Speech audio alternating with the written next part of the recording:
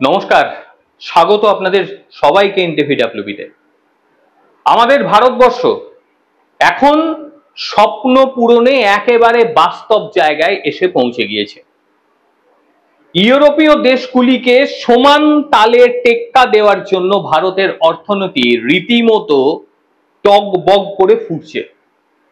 একটু শুনতে কেমন লাগছে আপনাদের, কিন্তু এটাই বাস্তব। ভারত তার বৈদেশিক মুদ্রার যে রিজার্ভ এবং সোনার রিজার্ভ সেটা একেবারে অপ্রত্যাশিতভাবে বাড়িয়ে নিয়েছে। বিশেষ করে একটা সময় ইউরোপ বা পশ্চিমা দেশগুলি তারা ভারতকে মনে করত যে তাদের সমতুল্য অর্থনীতিতে পৌঁছতে ভারতকে আরো একবার জন্ম নিতে হবে, এটা তারা মনে করত, বলতো। আর এখন ভারতের দ্বিতীয় জন্মের প্রয়োজন নেই।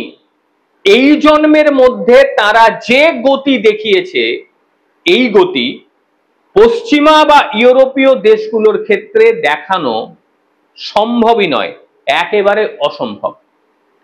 ভারত তার বৈদেশিক মুদ্রার রিজার্ভকে এমন পর্যায়ে নিয়ে গিয়েছে যাতে ইউরোপীয় ও পশ্চিমা দেশগুলি ভাবতে বাধ্য হচ্ছে যে কিভাবে সম্ভব, ভারত এটা কিভাবে করে ফেললো।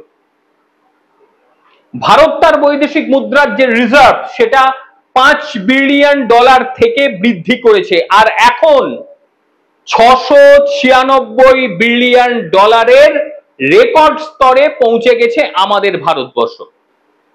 এটা বিরাট বড় জয়। আর আজকে এই ভিডিওতে এটা নিয়ে আমি আলোচনা করব।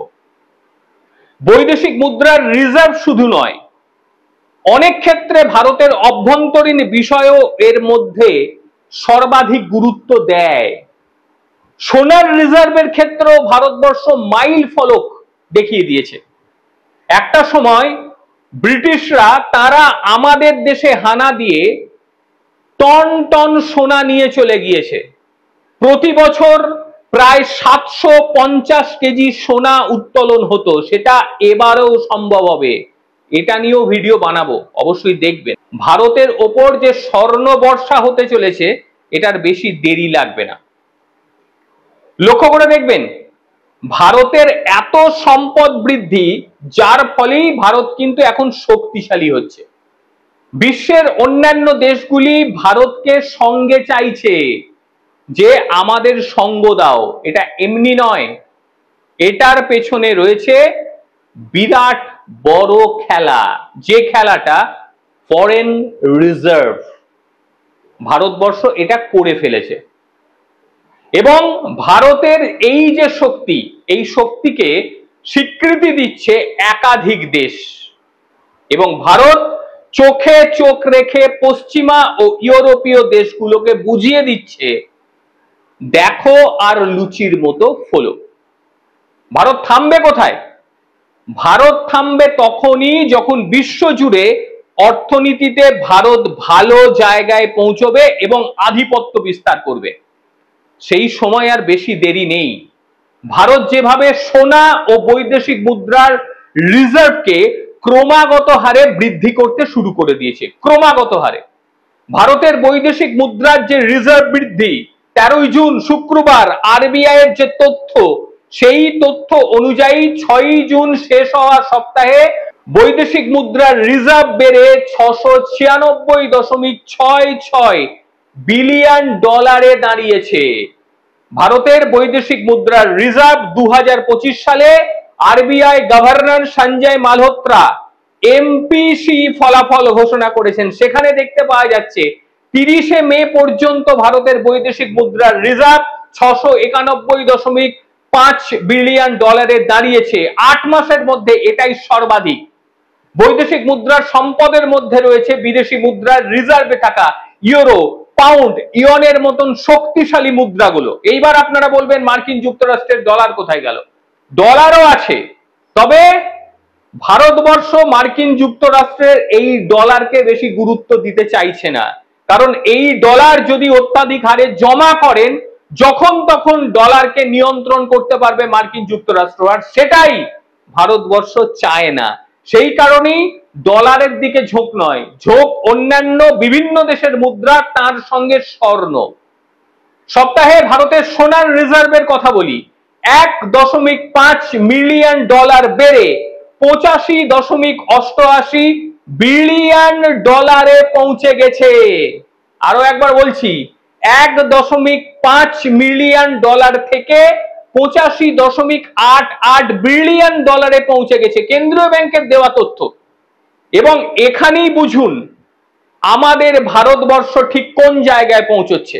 একটা বিষয় দেখুন, আপনি একজন দোকানদার, আপনার কাছে 100টি কলা আছে ধরে নিলাম, কিন্তু হঠাৎ করে আপনি দেখলেন যে প্রচুর মানুষজন চলে এলো আপনার কাছে, তখন আপনি কি করবেন?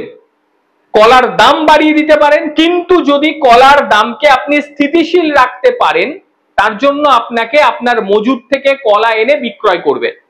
আর ভারতবর্ষ সেটাই করছে। বিদেশি পণ্য কেনার ক্ষেত্রে বিদেশি অর্থ যেমন ডলার বা অন্যান্য দেশের শক্তিশালী মুদ্রাকে আরো মজবুত করছে। অর্থাৎ সহজ কথা, আরবিআই ফরেক্স রিজার্ভ বা দেশের অর্থনীতির জন্য একটা সুরক্ষা ঢাল তৈরি করে ফেলেছে, যাতে ভারতবর্ষের অবস্থা স্থিতিশীল থাকে। আপনারা দেখেছেন করোনা পরবর্তী সময় বিভিন্ন দেশ তাদের অর্থনীতি নিয়ে মাথা তুলতেই পারেনি, এখনো পর্যন্ত ভুগছে। কিন্তু ভারতবর্ষ দেখুন, করোনা পরিস্থিতিতেও যেমন ছিল এখনো ঠিক সেই জায়গাতেই রয়েছে। তার কারণ দেশের শক্তিশালী অর্থনীতি। এই শক্তিশালী অর্থনীতি থাকার কারণে ভারতবর্ষ এখনো মাথা তুলে দাঁড়াচ্ছে। অনাহারের ঘটনা ভারতে ঘটে না। এখন ভারতবর্ষ যে জায়গায় পৌঁছচ্ছে তাতে যে কোনো ইউরোপ বা আমেরিকার দেশের সঙ্গে আপনি তুলনা করতেই পারেন। এর মধ্যে কিছু মানুষ তো আছেন, তারা তো প্রতিবাদ করবেনই, কারণ তাদের ভারতবর্ষের ভালো কিছু হোক তারা চায় না। তবে একটা কথা, ওই মূর্খের মতন দুই একটা ওয়ার্ড লিখে দিলাম দিয়ে হয়ে গেল, এটা করবেন না, যুক্তি দিয়ে বলবেন। এবং সেই যুক্তিটা এরে যুক্তি যাতে না হয়।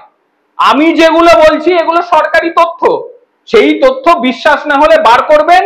আর যদি মনে হয় যে আমি আমার তথ্য ভুল দিয়েছি, তাহলে সেই তথ্যটাকেও আপনি দেবেন, আপনার তথ্যটা দেবেন, কোথা থেকে পেয়েছেন সেটাও বলবেন। আমি তো সবকিছু খোল্লা বলে দিলাম।